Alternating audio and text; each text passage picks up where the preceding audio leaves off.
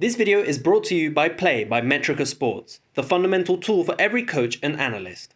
Create and manage all your video analysis in one platform. From coding the game to player sharing, Play by Metrica Sports is the most intuitive and easy to use platform out there.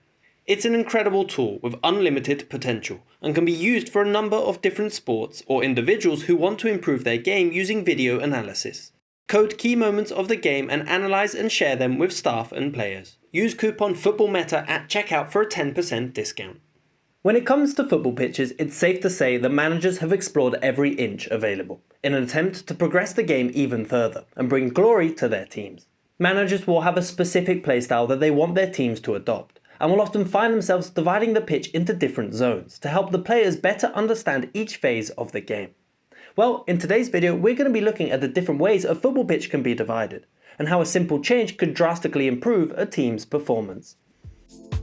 When it comes to football pitch zones, managers will have different preferences depending on what they are trying to achieve. Some managers may look to create central overloads, while others may want to create chances from out wide. Regardless of this, there are some zones that span across all tactics, and that all managers should be well aware of. So let's start by taking a look at some of the basic zones in football. At its core, the most common way of dividing the pitch is into 4 horizontal blocks, known as build, progress, penetrate, and finish. These aren't specific areas of the pitch, and will vary depending on the opposition's shape, with each zone starting behind one of the opposition's lines. For example, the build zone will transition into a progress the moment the team has beaten the opposition's first line of press. In the modern game, managers will have specific plays that a team will look to do for each block, in order to move the ball up the pitch in a more structured manner. For example, a team could look to build with a back 2, the goalkeeper and 1 pivot, allowing the fullbacks to move past the opposition's press into the progress zone.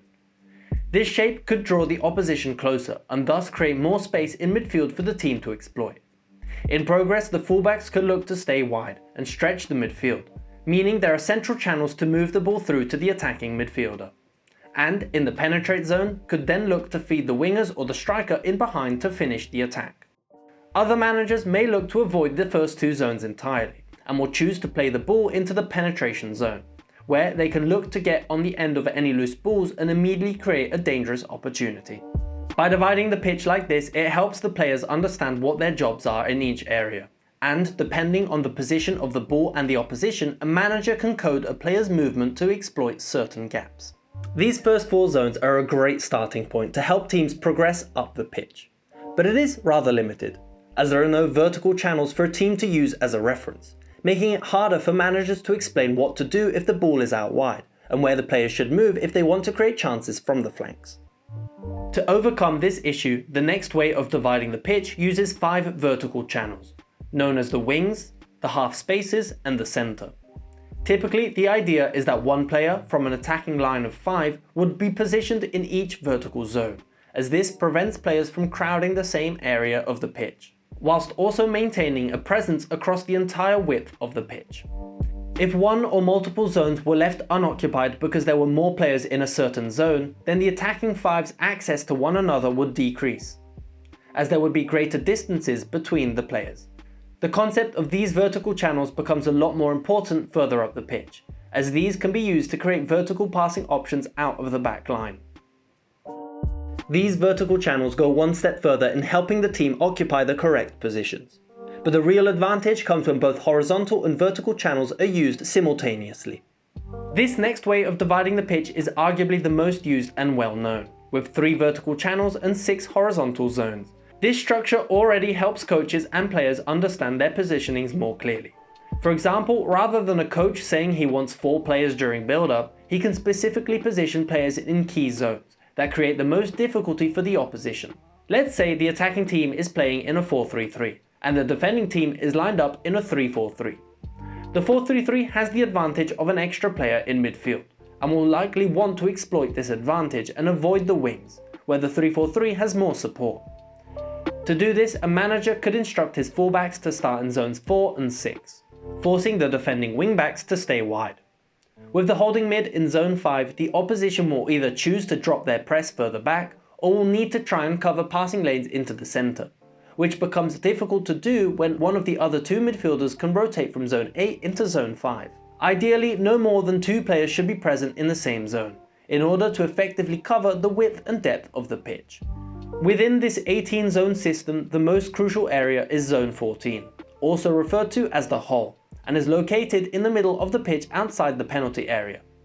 The reason for this is that controlling this zone has statistically proven to lead to more goal-scoring opportunities. The vast majority of through balls and key passes will likely come from this area, and so a team will usually look to have a creative playmaker in this position to help the team move the ball forward or take a shot from distance.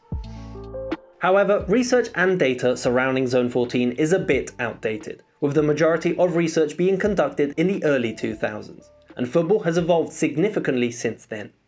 And while Zone 14 is still a crucial part on the pitch, there have been some developments in how managers choose to divide the playing area.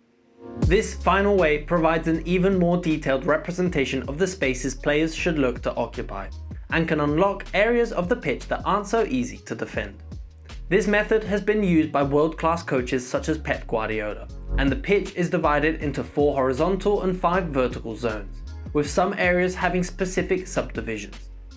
By dividing the pitch in this manner, a player knows where he has to be and when. Specifically, managers like Guardiola instruct their teams that no more than 3 players should be in each horizontal zone, and no more than 2 in each vertical zone, in order to effectively cover the entirety of the space available to them, and create more dynamic passing lanes. For example, if there are more than 3 players in one horizontal line, then the opposition can easily cover these passing lanes, and make it harder to move the ball forward.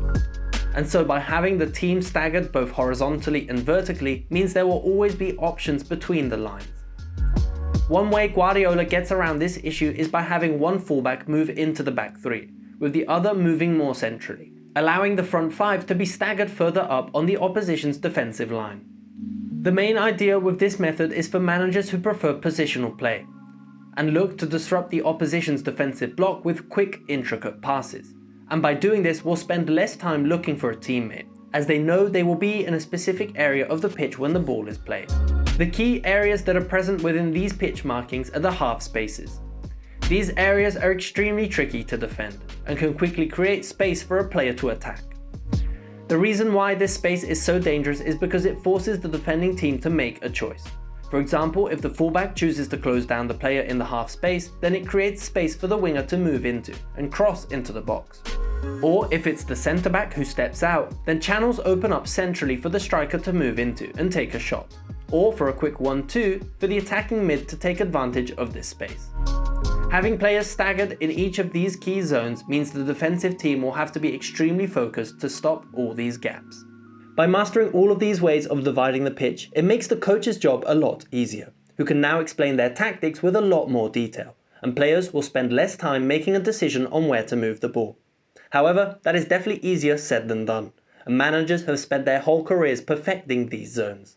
And now let me know what you think. What's your preferred way of dividing the pitch, and what do you think will be the next key zone teams will look to exploit?